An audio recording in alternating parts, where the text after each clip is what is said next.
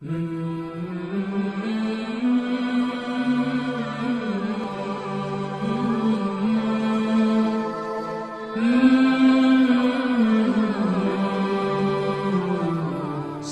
عليكم ورحمة الله تعالى وبركاته. وعليكم السلام ورحمة الله تعالى وبركاته. نحمده ونصلي على رسوله الكريم. أما بعد، فقد قال الله تعالى في شأن حبيبه مخبرا وعامرا وتعظيما وتكريما: إن الله وملائكته يصلون على النبي يا أيها الذين آمنوا صلوا عليه وسلموا تسليما. اللهم صل على سيدنا محمد وعلى آل سيدنا محمد وبارك وسلم عليه. அல்லாஹ் ஜல்ல ஷானஹு தஆலா உடைய மாபெரும் கருணை கிருபை அல்லாஹ் நம் அனைவரையும் முஸ்லிம்களாகவும் முஃமின்களாகவும் மேலும் எம்பெருமானார் ரசூலே கரீம் முஹம்மது ரசூலுல்லாஹி ஸல்லல்லாஹு அலைஹி வஸல்லம் அன்னாருடைய அருள் நிறைந்த உம்மத்திலே ஒரு அங்கத்தினராகவும் ஆக்கி அருள் புரிந்தான். அந்த அல்லாஹ்வுக்கே எல்லா புகழும். அனைவரும் சொல்லுங்கள் அல்ஹம்துலில்லாஹ் அல்ஹம்துலில்லாஹ் அல்ஹம்துலில்லாஹ். அல்லாஹ் ஜல்ல ஷானஹு தஆலா நம்மை மிகவும் உயர்ந்த கண்ணியமான இடத்திலே வைத்திருக்கிறான். கண்ணியத்திலும் கண்ணியம் வாய்ந்த இஸ்லாத்தை நமக்கு நசீபாக்கி இருக்கிறான்.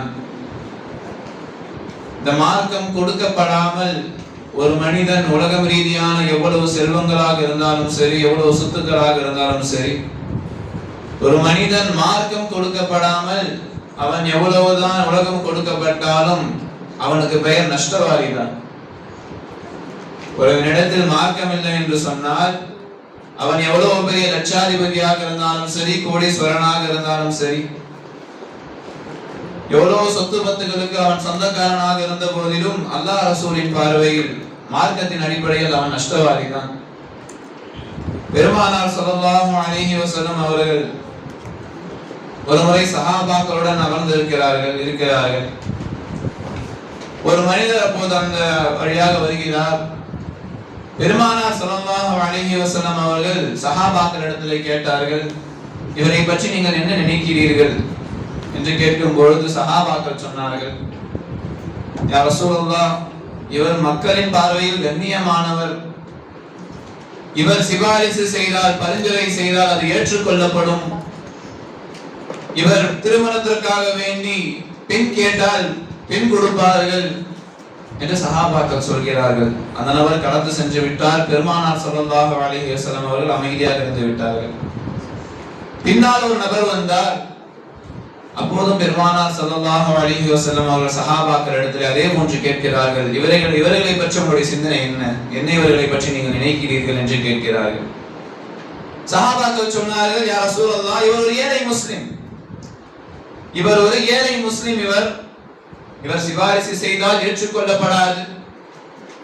இவர் நிக்காஹ்வுக்காக வேண்டி, தன்னுடைய திருமணத்திற்காக வேண்டி பெண் கேட்டால் யாரும் பெண் கொடுக்க மாட்டார்கள் என்று சொல்லும் பொழுது பெருமானார் ஸல்லல்லாஹு அலைஹி வஸல்லம் அவர்கள் சொன்னார்கள், இந்த நபர் இருக்கின்றாரா இல்லையா, முன் சென்ற நபர்கள் உலகம் நிரம்பி இருந்தாலும் அவர்கள் அனைவரை காட்டிலும் இந்த ஒருவர் சிறந்தவர் என்பதாக பெருமானார் ஸல்லல்லாஹு அலைஹி வஸல்லம் அவர்கள் சொல்லி காட்டினார்கள்.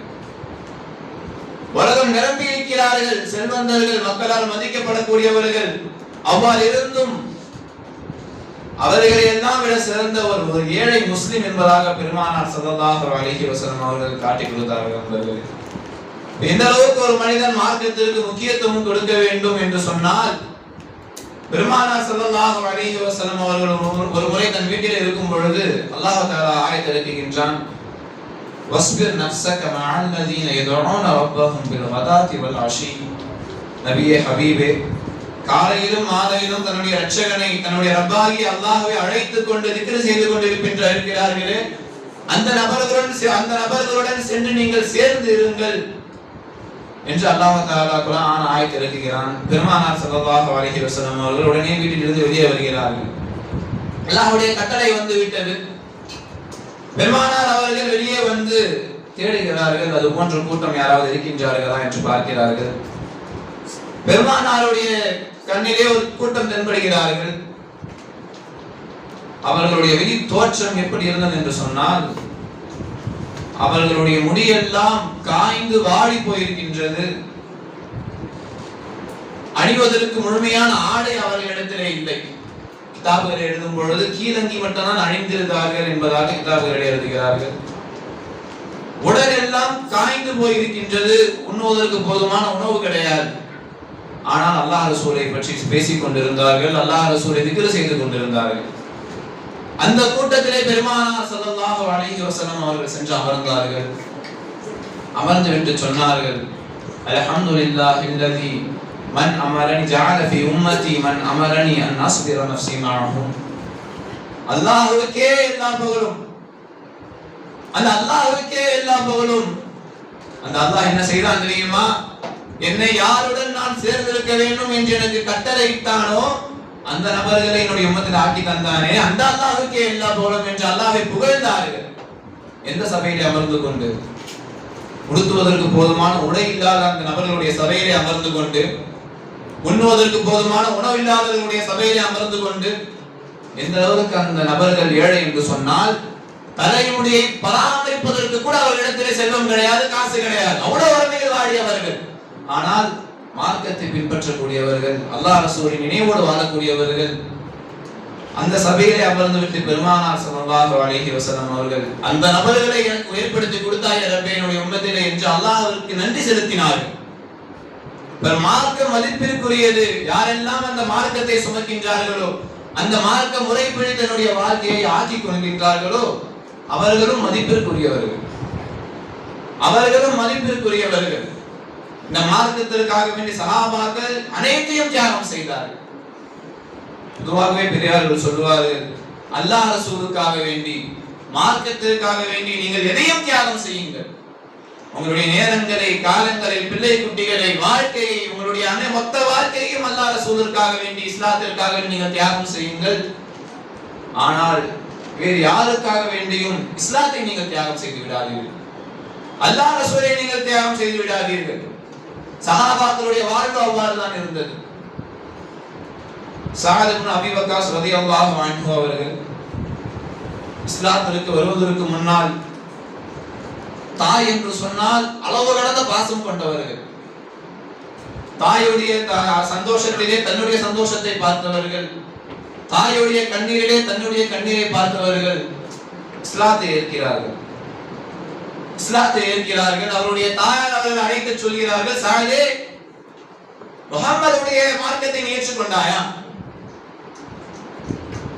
உறுதி கொள் ஸஅதே, இனிமேல் நான் உண்ண மாட்டேன், நான் தண்ணீர் குடிக்க மாட்டேன், இவ்வாறே நான் பட்டினியாக இருந்து இவ்வாறே நான் மரணம் அடைந்து விடுவேன் என்று சொல்லிவிட்டார்கள். அதற்கு முன்னால் வரை தன்னுடைய தாய் தான் தனக்கு வாழ்க்கை என்று வாழ்ந்து வந்த சஹாபி ஸஅத் இப்னு அபீ வக்காஸ் ரலியல்லாஹு அன்ஹு அவர்கள் அந்த நிலையிலே அந்த தாயார் அவர்கள் இவ்வாறு சொல்கிறார்கள், இவ்வாறே ஒரு நாள் கழிகின்றது, பட்டினியாக கழிக்கிறார்கள் அந்த தாயார். இரண்டாவது நாளும் பட்டினியாக கழிக்கிறார்கள். மூன்றாவது நாள் பார்க்கிறார்கள் சஹாபி எந்த தாயுடைய முகத்திலே புன்னகையை பார்த்து தான் புன்னகித்தார்களோ, எந்த தாயுடைய கவலை இவர்களுடைய கவலையாக இருந்ததோ, எந்த தாயிற்காக வேண்டி தன்னுடைய வாழ்நாளை தியாகம் செய்தார்களோ, அந்த தாயை பார்க்கிறார்கள் பட்டினியோடு, பசியோடு, தாகத்தோடு படுத்து கிடப்பதை, கவலையாக உறங்கிக் கொண்டிருப்பதை பார்க்கிறார்கள். அப்போதும் அவர்கள் என்ன செய்தார்கள் என்று தெரியுமா? அந்த தாயார் அழைத்து சொன்னார்கள். அந்த தாயாரை அவர்கள் அழைத்து சொன்னார்கள், என் தாயே, அல்லாஹ் உமக்கு 100 உயிர்களை கொடுத்து அந்த ஒவ்வொரு உயிர்களையும் நீ இவ்வாறே இந்த கஷ்டத்தை சகிக்க வைத்து நீ மரணித்தாலும் இந்த மார்க்கத்தை நான் விடமாட்டேன் என்று சொன்னார். இந்த மார்க்கத்தை நான் ஒரு காலமும் விடமாட்டேன். ஒரு முறை அல்ல, 2 முறை அல்ல, 10 முறை அல்ல, 20 முறை அல்ல, 100 முறை அல்லாஹ் தஆலா அவனுக்கு உயிர் கொடுக்கட்டும். அந்த ஒவ்வொரு உயிர்களையும் நீ இவ்வாறு பசியோடு பட்டினியோடு இருந்து நீ மரணித்து விட்டாலும் சரியே, உனக்காக வேண்டி நான் மார்க்கத்தை விட்டு கொடுக்க மாட்டேன் என்று ஸஅத் இப்னு அபீ வக்காஸ் ரலியல்லாஹு அன்ஹு அவர்கள் சொன்னார்கள். இவ்வாறு தான் சஹாபாக்கள் இருந்தார்கள். அல்லாஹ் ரசூலுக்காக வேண்டி யாரையும் விட்டு கொடுக்கவில்லை. அல்லாஹ் ரசூலுக்காக வேண்டி தன்னுடைய வாழ்நாளை தியாகம் செய்தார்கள், மொத்தமாக அர்ப்பணமானார்கள். இவ்வாறு தான் அனைத்து சஹாபாக்களுடைய வாழ்வும் இருந்தது. முதல் பொருட்களத்திலே அபூ உபைதா ரலியல்லாஹு அன்ஹு அவர்கள் ஆரம்ப காலகட்டத்தில் இஸ்லாத்தை ஏற்றவர்கள். பெருமானாருடைய சொல்லை கேட்டு அவர்களும் மதீனாவுக்கு ஹிஜ்ரத் செய்து வந்து விடுகிறார்கள். வந்த முதல் ஆண்டே பத்ர் போர் நடக்கின்றது. அந்த போரிலே கலந்து கொள்கிறார்கள். இவர்கள் வீர தீரமாக காஃபிர்களிடத்திலே போர் செய்து கொண்டிருக்கும் பொழுது குறுக்கே ஒரு நபர் வருகிறார். இவர்கள் தவிர்த்து விட்டு சென்று விடுகிறார்கள். அடிக்கடி அந்த நபர் இவர்கள் போர் செய்து கொண்டிருக்கும் பொழுது அந்த நபர் அடிக்கடி குறுக்கே வருகிறார். இவர்கள் தவிர்த்து விட்டு சென்று விடுகிறார்கள். ஒரு கட்டம் வந்தது, அவர்களால் போர் செய்ய இயலவில்லை. இவர்கள் குறுக்கே வந்து இவர்களை தொந்தரவு செய்வதால் அவர்களால் போர் செய்ய இயலவில்லை. அவர் யார் என்று சொன்னால் அபூ உபைதா ரலியல்லாஹு அன்ஹு அவர்களுடைய தந்தை. காஃபிராக இருந்தவர், முஸ்லிம்களுக்கு எதிராக போர் செய்ய வந்தவர். ஒரு கட்டம் வரை அவர்கள் பொறுமை காத்தார்கள். ஒரு கட்டம் வந்தது, தன் கையில் இருந்த வாளால் தன்னுடைய தந்தை அல்லாஹ் ரசூலுக்கு எதிரியாக இருக்கிறார்கள். தன் கையில் இருந்த வாளால் தன்னுடைய தந்தையை தலையிலே அடிக்கிறார்கள். அதே இடத்திலே அவருடைய ரூஹ் பெறுகின்றது. அல்லாஹ் தஆலா குர்ஆனிலே சஹாபாக்களை பற்றி சொல்வான், பெருமானாரே ஹபீபே லா தஜிது கௌமை யுமினூன பில்லாஹி வல் யௌமில் ஆகிர் யுவாதுன மன் ஹாதல்லாஹ வ ரசூலுஹு வலவ் கானு ஆபாஹும் அவ் அப்னாஹும் அவ் இஹ்வானஹும் அவ் அஷீரத்தஹும். நபியே, அந்த சஹாபாக்களை நீங்கள் இவ்வாறு பெற்றுக்கொள்ள மாட்டீர்கள். யார் அல்லாஹ்வை கொண்டும் கியாமத் நாளை கொண்டும் ஈமான் கொண்டார்களோ அந்த சஹாபாக்கள், அந்த நபர்கள் யாரெல்லாம் அல்லாஹ்வை எதிர்த்தார்களோ, அல்லாஹ் ரசூலை யாரெல்லாம் பகைமை கொண்டார்களோ, அந்த பகைமை கொண்டவர்கள் தன்னுடைய பிள்ளை குட்டிகளாக இருந்தாலும் சரி, தன்னுடைய தந்தையாக இருந்தாலும் சரி, தன்னுடைய சகோதரர்களாக இருந்தாலும் சரி, தன்னுடைய குடும்பத்தார்கள் யாராக இருந்தாலும் சரி, அவர்கள் எப்போது அல்லாஹ் ரசூலை பகைத்து விட்டார்களோ, அல்லாஹ் ரசூலை எதிரியாக்கி விட்டார்களோ, அவர்களை நேசம் கொள்ளக்கூடியவர்களாக அந்த நபர்களை நீங்கள் பெற்றுக்கொள்ள மாட்டீர்கள் நபியே என்று அல்லாஹ் தஆலா குர்ஆனிலே சொல்லி காட்டினார். அதற்கு மொத்தமாக உண்மை வாய்ந்தவர்களாக சஹாபாக்கள் அனைவரும் இருந்தார்கள். ஒரு சஹாபி வஹப் இப்னு காபஸ் ரலியல்லாஹு அன்ஹு இஸ்லாத்தை ஏற்றுவிட்டு அவர்கள் தனியாக ஒரு குடிசையிலே வாழ்ந்து வருகிறார்கள். தன்னுடைய ஆட்டு மந்தை எல்லாம் வைத்துக் கொண்டு வாழ்ந்து வருகிறார்கள். ஒரு முறை பெருமானாரை பார்க்கலாம் என்று தன்னுடைய ஆட்டு மந்தை எல்லாம் அழைத்துக் கொண்டு மதீனாவுக்கு வருகிறார்கள். தன்னுடைய சகோதரன் மகன் ஒருவரை அழைத்துக் கொண்டு தன்னுடைய ஆட்டு மந்தை அனைத்தையும் எடுத்துக்கொண்டு வருகிறார்கள். வந்து இங்கு பார்க்கும் பொழுது பெருமானார் அவர்கள் மதீனாவிலே இல்லை. எங்கே என்று கேட்ட பொழுது உஹதில் இருக்கிறார்கள் என்று சொல்லப்படுகிறது. பெருமானார் அவர்கள் போருக்கு சென்றிருக்கிறார்கள். அவர்கள் எடுத்துக்கொண்டு வந்த அனைத்து ஆட்டு மந்தைகளையும் அவ்வாறே விட்டு போர்க்களத்துக்கு செல்கிறார்கள். வரும்பொழுது அவர்களுக்கு தெரியாது பெருமானார் போர்க்களத்தில் இருக்கிறார்கள் என்பது தெரியாது. இவர்களும் போர்க்களத்திற்கு செல்வார்கள் என்பது தெரியாது. எதிர்ச்சியாக வருகிறார்கள். பெருமானார் போர்க்களத்தில் இருக்கிறார்கள் என்று தெரிந்தவுடன் அப்படியே தன்னுடைய ஆட்டு மந்தைகளை விட்டுவிட்டு போர்க்களத்துக்கு செல்கிறார்கள். சென்று பார்க்கும் பொழுது அந்த நிலை இவ்வாறு இருக்கிறது. ஒரு பெரும் கூட்டம் முஸ்லிம்களை தாக்க வந்து கொண்டிருக்கிறது. பெருமானார் சொல்கிறார்கள், யார் இந்த கூட்டத்தை சிதறடிக்கின்றார்களோ அவர் சொர்க்கத்திலே என்னுடன் இருப்பார் என்று சொன்னார்கள். அவர் சொர்க்கத்திலே என்னுடன் இருப்பார் என்று சொன்னார்கள். நாம் சிந்தித்து பார்க்க வேண்டும். இவர்களுடைய சொத்து பத்துகள் எல்லாம் இங்கே விட்டு சென்று விட்டு வந்திருக்கிறார்கள். பெருமானாரை பார்க்கலாம் என்ற ஒரே ஒரு நோக்கத்திற்காக வந்தவர்கள். பெருமானார் இந்த வார்த்தையை கேட்டார்கள், யார் இந்த கூட்டத்தை சிதறடிக்கின்றார்களோ அவர் என்னுடன் சொர்க்கத்தில் இருப்பார்கள் என்று சொன்னார்களா இல்லையா? உடனே அந்த கூட்டத்திலே சென்று புகுந்து போர் செய்கிறார்கள். அந்த கூட்டத்தை அவ்வாறே விரட்டி அடிக்கிறார்கள். இரண்டாவது முறையும் அவ்வாறே நிகழ்கின்றது. ஒரு கூட்டம் பின்பும் அதே போன்று எதிரிகள் வருகிறார்கள். பெருமானார் அவ்வாறே சொல்கிறார்கள். அதே போன்று இவர்கள் விரட்டி அடிக்கிறார்கள். மூன்றாவது முறையும் அவ்வாறே நடக்கின்றது.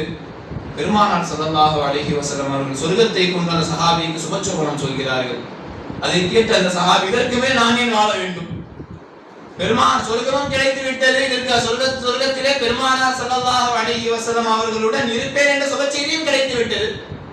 இதற்கு மேல் என்ன கவலை இருக்கின்றது என்று அந்த கூட்டத்திலே நுழைந்தார்கள். ஷஹீதாக்கப்பட்டு விட்டுதான் அவர்கள் வெளியேறினார்கள். இந்த சஹாபியின் பெயர் என்ன? வஹப் இப்னு காபூஸ் ரலியல்லாஹு அன்ஹு.